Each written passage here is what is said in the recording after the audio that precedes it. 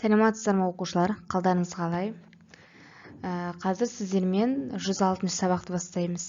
Бүгінгі сабағымыздың тақырыбы разрядтан аттамай, 2 таңбалы санды 1 таңбалы санға жазбаша бөлу.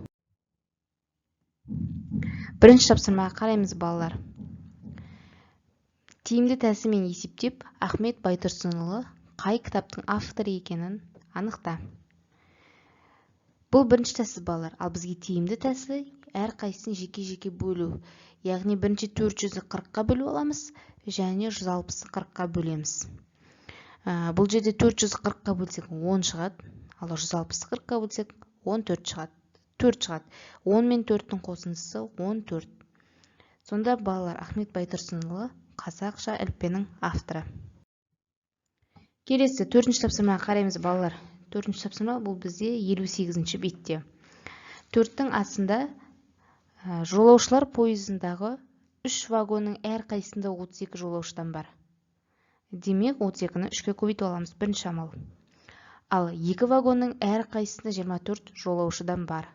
Мұнда да көбейтіп аламыз. Сіздерден сұрап тұр, барлығы қанша жолаушы бар? Екеуін қосамыз. 96-ға 48-ді қосамыз. Сонда пойызда барлығы 144 жолаушы бар. Келесі, балалар, осы есепті жалғастырамыз. Әсі. Өрнек бойынша есеп құрастырып, оны шығар дейді. Бізге оқулықта өрнек берген.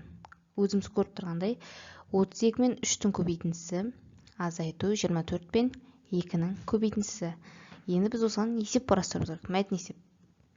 Біз былай құрастырып алсақ та болады, балалар. Математика пәнінен жарысқа 32 сыныптың әрқайсысынан 3 оқушыдан қатысты.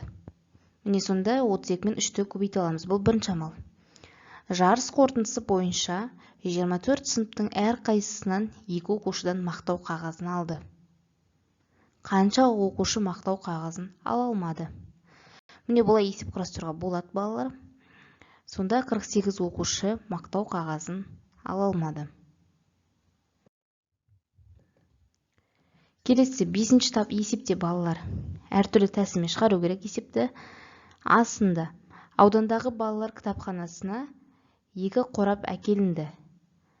Бірінші қорапта 24 кітап, ал екінші қорапта 32 кітап бар. Барлық кітап әр сөреге 8-ден қойылды.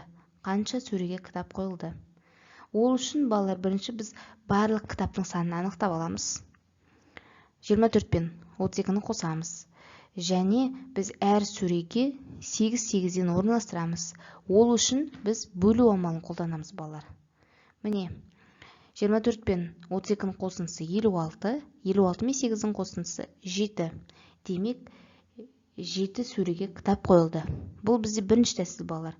Ал екінші тәсіл, манағы бірінші есеп сияқты жеке-жеке бөліп алсақ болады. Мысалы, 24-ті 8-ге бөлеміз, және 32-ні 8-ге бөлеміз.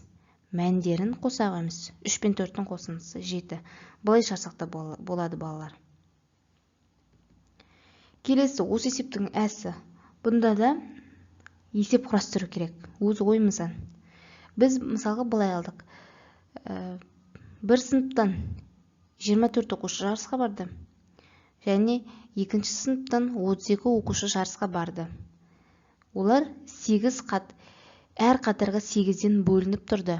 Сонда бізге неше қатар болғанын табуымыз керек.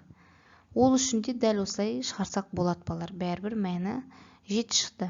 Сонда 7 қатардың әр қайсысында 8 оқушыдан жарысқа барды. Немесе қатысты.